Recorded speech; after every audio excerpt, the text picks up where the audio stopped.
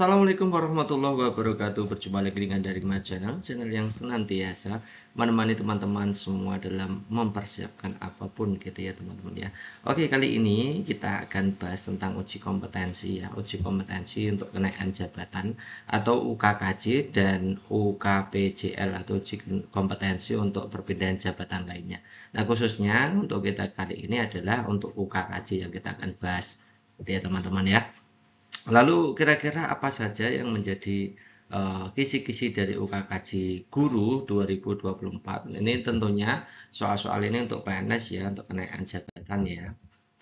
Nah, materinya terdiri dari tiga ya, materi uji kompetensinya ada kompetensi teknis, ada manajerial dan sosiokultural. Ya teman-teman ya, untuk kompetensi teknis itu yang dinilai ada 4 indikator, yaitu di aspek pedagogik, ada profesional guru, ada sosial, ada kepribadian. Sementara untuk uji kompetensi manajerial itu ada integritas, kerjasama, komunikasi, orientasi pada hasil, pelayanan publik, pengembangan diri dan orang lain, mengelola perubahan dan pengambilan keputusan. Kemudian untuk kompetensi sosiokulturalnya hanya satu, yaitu perekat kebangsaan teman-teman ya. Nah, lalu sebaran soalnya bagaimana? Kita akan bahas ya. Untuk sebaran soalnya, untuk kompetensi manajerial nanti teman-teman yang akan melaksanakan UKOM atau uji kompetensi untuk kenaikan jabatan itu manajerialnya ada 49 soal. Ini yang paling banyak ya teman-teman ya. Bentuk soalnya adalah bentuk soal SJT atau situational judgment test gitu ya teman-teman ya. Kemudian untuk kompetensi sosiokultural ada 6 soal, ini juga bentuk soalnya adalah SJT atau situational judgment test gitu ya. Kemudian teknisnya juga SJT juga, jadi untuk uji kompetensi kenaikan jabatan guru itu semuanya bentuk soalnya SJT. Ada 25 soal untuk teknisnya. Jadi memang proporsi yang paling besar adalah kompetensi manajerial gitu ya teman-teman ya. Oke, kita hari ini akan bahas tentang manajerial dulu masing-masing per item atau per komponennya. Nah, untuk kompetensi manajerial kan ada integritas, kerjasama, komunikasi seperti yang tadi kita bahas gitu ya teman-teman. Nah, untuk pertemuan pertama ini kita akan bahas tentang integritas teman-teman. Jadi nanti pertemuan pertama integritas, kemudian berikutnya jadi sampai 8 item semuanya kita bahas, kemudian nanti baru ke sosiokultural ada satu komponen yang harus kita selesaikan, kemudian yang bagian akhirnya teknisnya nanti ada 4 video. Jadi total videonya nanti teman-teman silahkan dikoleksi untuk sebagai bahan pertimbangan belajar, ada 8 tambah 1 tambah 4 ada 13 video gitu ya teman-teman ya. Kita mulai saja untuk yang pertama. Bagian manajerial sub kompetensinya ada di integritas gitu ya teman-teman ya. Lalu indikator-indikator apa yang mencerminkan seseorang itu integritasnya tinggi gitu ya. Yang pertama itu jelas, jujur, bersih gitu ya. Dapat dipercaya atau amanah terhadap tugas gitu ya. Kemudian bekerja sesuai aturan, tidak melanggar aturan gitu ya. Kemudian tidak bersedia disuap atau anti KKN gitu ya. Kemudian bekerja dengan penuh tanggung. Dari indikator-indikator integritas tersebut nanti kita akan bagi menjadi 3 gitu ya. Yang pertama nanti ada pertanyaan tentang seputar pribadi Anda, pribadi ya, kejujuran Anda sebagai pribadi dan lain seterusnya tadi ya, sesuai indikatornya. Kemudian juga peran integritas Anda terhadap rekan sejawat. Ya, kalau peran disajikan kasus, nanti hubungannya dengan teman sejawat, bagaimana sikap integritas Anda, apakah bisa Anda tularkan terhadap orang lain. Misalkan jujur secara pribadi Anda jujur. Nah, kejujuran Anda itu apakah bisa ditularkan untuk orang lain? Contohnya, mengingatkan orang lain untuk senantiasa berbuat jujur. Itu juga peran dari integritas terhadap rekan itu ya. Nah, kemudian peran integritas menjadi seorang pemimpin. Jadi bisa memastikan anggota yang dipimpinnya punya integritas yang sama dengan Anda. Anda membuat kebijakan sehingga nanti integritas dari masing-masing personal bawaan Anda itu semuanya tergabung dalam satu kebijakan gitu ya teman-teman. Memastikan tim yang Anda pimpin atau institusi yang Anda pimpin itu semuanya mengarah kepada integritas gitu ya. Kita mulai saja soal per soal gitu ya. Nah, kita contohkan yang pertama. Anda merupakan salah satu panitia PBDB. penerimaan peserta didik baru di sekolah Anda. Suatu hari Anda didatangi oleh orang tua yang ingin mendaftarkan anaknya. Seharusnya anak tersebut tidak bisa mendaftar karena alasan tertentu, tetapi orang tua tersebut mengatakan bahwa ia mendapat kelonggaran dari pihak yayasan sekolah yang informasinya berbeda dengan pengumuman di portal PPDB. Hal yang sebaiknya Anda lakukan adalah titik-titik. Nah, ini soal-soal ini mengarah kepada integritas Anda sebagai pribadi. Jadi ketika Anda didatangi oleh orang yang kira-kira itu mengajak ke sesuatu yang tidak pas atau tidak benar, tidak sesuai aturan. Kan ini tidak sesuai aturan ya. Jadi aturannya secara aturan itu kan anak tersebut tidak bisa masuk. Nah, Anda dipaksa atau Anda diiming-imingi atau Anda diminta untuk apa namanya itu berbeda dengan aturan atau tidak sama dengan aturan. Nah, seperti kasus ini teman-teman ya. Kita langsung aja analisa dari opsi A sampai D ini ya. Kita mulai dari yang pertama. Ketika Anda diminta untuk bertindak tidak sesuai norma atau aturan, maka Anda harus menolak. Ya, ketika Anda diminta untuk bertindak tidak sesuai norma atau aturan, maka Anda harus menolak. Itu kan kunci integritas kan. Nah, kita lihat opsi A, menolak calon peserta didik tersebut karena tidak memenuhi kriteria yang ditentukan. Ini good ya, bagus sekali. Maka kita centang dulu ya. Kemudian yang B, menerima calon peserta didik tersebut. Nah, kalau sudah menerima berarti ini sudah melanggar aturan, maka langsung disilang saja, tidak usah dipikirkan kalimat berikutnya. Nah, yang C, mengkomunikasikan permasalahan tersebut kepada kepala sekolah dan yayasan sekolah. Ini berarti ragu-ragu. Jadi integritas Anda tahapnya masih ragu-ragu. Ini juga kita centang. Kemudian kita silang.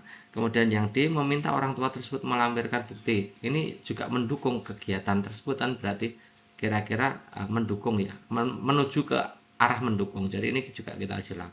Maka jawaban yang terbaik yang mencerminkan Anda berintegritas secara pribadi adalah opsi A. Maka pilihan yang tepat adalah A gitu ya. Oke, next soal berikutnya. Anda adalah panitia kegiatan akhir sekolah yang bertugas sebagai bendahara. Nah, setelah kegiatan berakhir, Anda bertugas melaporkan penggunaan dana dan ternyata masih terdapat sisa dana. Setelah bertanya pada panitia tahun lalu, bendahara sebelumnya menyampaikan bahwa Anda tidak perlu melaporkan hal tersebut dan menggunakan sisa dana sebagai bentuk apresiasi untuk panitia. Tindakan yang Anda lakukan adalah titik-titik. Nah, ini jelas juga ini bertentangan dengan aturan kan, harusnya sisa dana itu dikembalikan ya, tidak digunakan untuk hal-hal lain di luar kegiatannya, termasuk pembubaran panitia itu kan juga di luar kegiatan kan gitu ya. Harusnya tidak ada dalam SOP-nya itu pembubaran panitia, itu tidak ada ya, tidak ada anggaran di situ kan gitu ya. Jadi situasi ini Anda sebagai pribadi itu bagaimana? Kita lihat ya, yang A, melaporkan dan mengembalikan seluruh sisa dana kepada bendahara sekolah, ini goods. Bagus ini ya, pasti ini punya integritas tinggi. Yang B, melaporkan dan mengembalikan sisa dana setelah digunakan untuk kegiatan pembubaran panitia. Nah, tadi kita sudah mengatakan bahwa kegiatannya kan sudah selesai. Artinya job dananya itu sudah terakomodir semuanya gitu ya. Nah, kalau pembubaran panitia itu bukan bagian dari kegiatan gitu ya. Jadi harusnya yang B ini lebih rendah nilainya daripada yang A skornya gitu ya. Yang C, mendonasikan sisa dana untuk mendukung kegiatan peringatan hari ulang tahun sekolah bulan depan. Nah, ini juga tidak sesuai karena sisa dana ini harusnya kembali ke bendahara tapi malah didonasikan. Berarti ini melanggar aturan. Yang C ini jelas tidak mungkin jawabannya ya. Yang melaporkan bahwa terdapat sisa dana namun akan digunakan untuk kegiatan pembubaran panitia. Ini ada pelaporannya juga. Nah, ini juga bertentangan karena SOP-nya tidak ada seperti itu gitu ya. Maka jawaban kalau tidak A, B. Nah, kalau kita lihat tadi yang B ini cenderung tidak karena setelah digunakan untuk kegiatan pembubaran panitia, ini jelas tidak ya. Maka jawaban yang paling bagus adalah opsi yang A. Baru kemudian B. Kemudian baru D, kemudian baru C gitu ya kalau secara urutan level gitu ya. Next soal berikutnya, Pak Victor memiliki jadwal mengajar di jam kedua setelah upacara. Pagi itu, sesampainya di sekolah, ia dipanggil oleh pimpinan untuk dapat meluangkan waktu sekitar pukul 8 untuk membicarakan asesmen awal secara massal di sekolah yang sudah termasuk hal urgen. Nah, yang sebaiknya Pak Victor lakukan adalah titik-titik. Ini nanti teman-teman akan disajikan kasus, ya seperti ini modelnya gitu ya.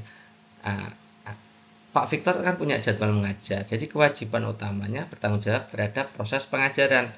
Nah, ini kepala sekolah meminta Anda untuk meninggalkan pelajaran untuk mengikuti rapat untuk kegiatan asesmen awal. Ini jelas ya. Jadi kepala sekolah meminta Anda untuk melanggar aturan ya, melanggar tanggung jawab Anda sebagai seorang pendidik. Nah, kalau Anda diminta untuk melanggar aturan, maka jawabannya harus apa? Harus menolak, tentu saja harus menolak. Nah, kita cek ya dari opsi A sampai D ini yang menolak yang mana gitu ya. Yang A, meminta izin pada pimpinan untuk tidak mengikut sertakan dirinya. Berarti ini menolak ya, tidak mengikut sertakan dirinya dalam rapat pembahasan tersebut karena ia tidak bisa meninggalkan pelajaran. Ini tanggung jawabnya ada. Jadi opsi A ini bagus. Yang B, setelah upacara masuk sebentar ke kelas memberikan materi dan tugas, izin terlambat pada pimpinan untuk mengikuti rapat. Nah, ini jelas ini termasuk menerima keinginan dari kepala sekolah. Ini melanggar tanggung jawab Anda sebagai seorang pendidik kan. Ya, harus mengajar di kelas kan. Yang B jangan dipilih. Maka yang B ini kita kasih silang. Yang C, menyetujui amanah dari pimpinan untuk mengikuti rapat, jelas ini juga disilang saja gitu ya. Yang D, menolak secara halus tugas tersebut dan mengingatkan pimpinan bahwa akan ada pengawas yang datang sehingga rapat bisa diadakan lain waktu. Ini bagus ya, menolak secara halus, oke bagus. Mengingatkan pimpinan bahwa akan ada pengawas. Nah ini kan kita diminta tadi ya integritas, termasuk salah satunya adalah kejujuran gitu ya. Nah di situ tidak ada diksi yang di soal, tidak ada diksi tentang pengawas yang akan datang. Jadi ini kalau memang pengawasnya memang benar-benar tidak datang atau hanya alibi dari teman-teman semua, maka teman-teman itu memasukkan unsur ketidakjujuran pada integritas Anda gitu ya. Anda menipu untuk integritas Anda sendiri kan gitu ya. Jadi D ini nilainya pasti lebih rendah daripada opsi A gitu ya. Maka jawaban terbaiknya adalah opsi A.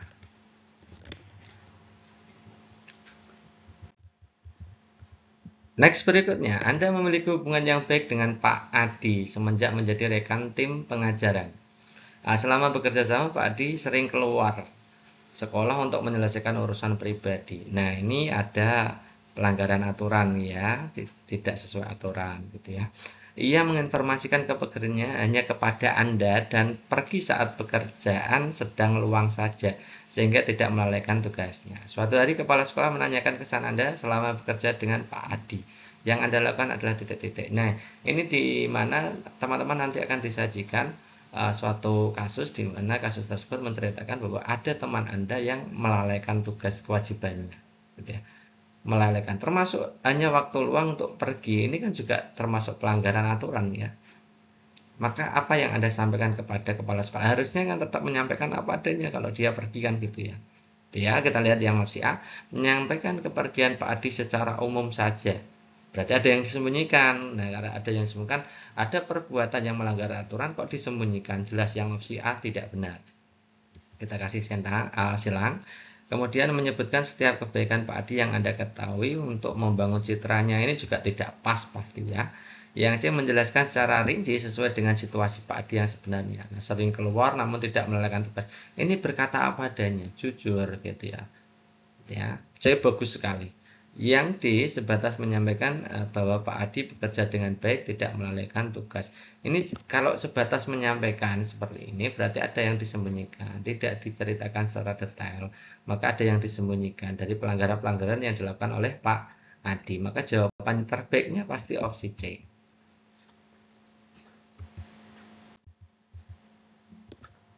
Pada suatu hari, Bu Ani sering kali terlambat datang ke sekolah tanpa alasan yang jelas. Ada pelanggaran kan gitu ya. Suatu hari Anda bersama Bu Ani bertanggung jawab mendampingi peserta didik mewakili sekolah dalam upacara Hari Pahlawan di Balai Kota. Untuk menjamin kelancaran keikutsertaan sekolah pada upacara yang akan Anda lakukan adalah titik-titik. Jadi begini, Anda disajikan oleh situasi di mana teman Anda itu nanti sering melanggar aturan. Nah, peran Anda bagaimana? Jadi ini masuk di level kedua kan. Jadi bagaimana Anda itu mengimbaskan integritas Anda untuk teman yang lain. Misalkan mengingatkan, menegur, dan seterusnya gitu ya.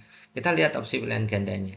Datang lebih awal untuk mengantisipasi keterlambatan Bu Ani. Berarti ini dia punya integritas terhadap diri, tapi tidak menular kepada temannya kan. Berarti yang A ini pasti jelek ya, disilang aja.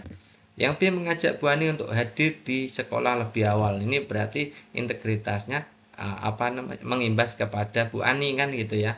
Mengingatkan untuk tidak terlambat ini bagus sekali. Mengingatkan kepada Bu Ani atau orang yang sering melanggar aturan untuk mengikuti aturan yang ada. Jadi B ini bagus.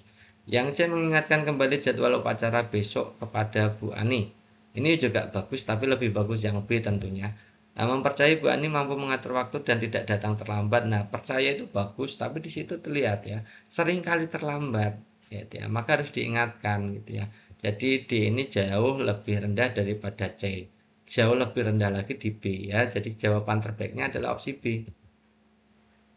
Jadi B, baru C, baru D, baru yang terakhir yang paling buruk yang opsi A.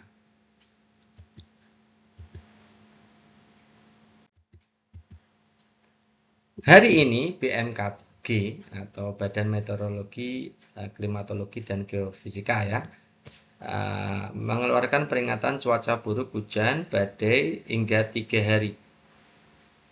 Ya, kemudian beberapa titik di sekitar sekolah Anda juga terdapat genangan air karena hujan yang tidak berhenti. Ini dilihat teman-teman, ada kata-kata beberapa titik, itu artinya tidak semua titik, kan ada beberapa bagian dari sekitar sekolah Anda yang memang masih bisa diakses, kan gitu kan intinya. Teman-teman harus benar-benar membaca situasi yang ada gitu ya. Hal ini mengakibatkan peserta didik, guru, dan tenaga kependidikan berhalangan untuk hadir. Tindakan yang Anda lakukan adalah titik-titik. Jadi ini teman-teman, ini berhubungan dengan integritas Anda, ya, diri Anda, kemudian juga mengimbas kepada murid Anda kan gitu, dan teman Anda juga gitu ya. Oke, kita lihat opsi A. Tetap ke sekolah karena di sekolah Anda belum banjir dan hanya beberapa titik. Oke, good, punya integritas. Tanggung jawab seorang pendidik kalau memang jam masuk ya, jam untuk berangkat kerja ya harus berangkat kerja gitu ya. B. Mendiskusikan dengan pimpinan sekolah untuk memberi instruksi belajar di rumah selama 3 hari. Nah, ini padahal ada beberapa yang tidak tergenang, hanya beberapa yang tergenang, artinya masih ada akses masuk. Nah, ini melanggar juga. Yang B ini pasti nilainya tidak bagus. Yang C, membatalkan rencana untuk ke sekolah karena sudah ada peringatan BMKG. Ini juga jelas tidak bagus nih ya, integritas pribadinya jelek. Tetap ke sekolah namun meminta peserta didik untuk tetap belajar di rumah saja. Nah, tetap ke sekolah itu integritas pribadinya bagus, tapi di situ meminta peserta didik untuk tetap belajar di rumah saja. Itu artinya integritas teman-teman itu tidak berimbas kepada peserta didik gitu ya. Harusnya teman-teman memberi contoh kepada peserta didik, kalau memang tanggung jawabnya belajar di sekolah ya harus ke sekolah. Bagi yang tidak berhalangan kan gitu. Kan ada beberapa titik yang masih bisa digunakan untuk akses ke sekolah kan. Maka jawaban terbaiknya adalah opsi A. Setiap Senin banyak peserta didik yang terlambat mengikuti upacara bendera. Oke, ini berarti melanggar aturan. Mereka selalu menggunakan alasan yang sama, yakni terlambat bangun. Oke, hal ini tidak boleh dibiarkan karena akan merusak kedisiplinan peserta didik. Sikap Anda adalah titik-titik. Berarti ini berhubungan dengan integritas Anda yang harus berimbas kepada peserta didik kan gitu intinya ya.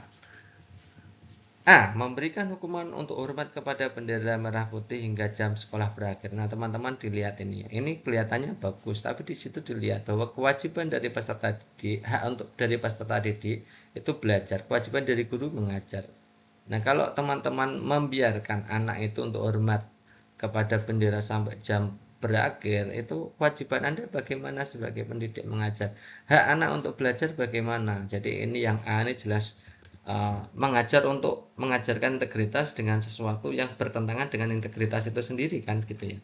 Jadi A ini tidak mungkin.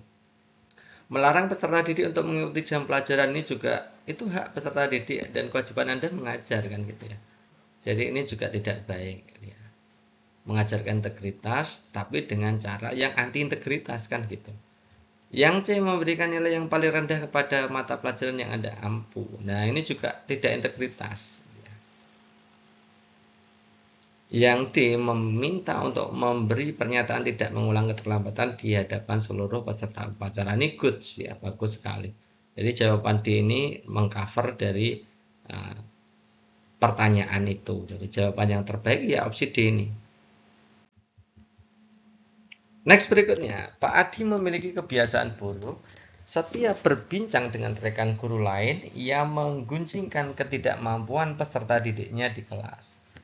Ya intinya ini berarti ada guru yang sering mengeluh terhadap perilaku dan ketidakcakapan peserta didiknya di kelas kan gitu intinya ya. Suatu hari Anda berbincang dengan Pak Adi.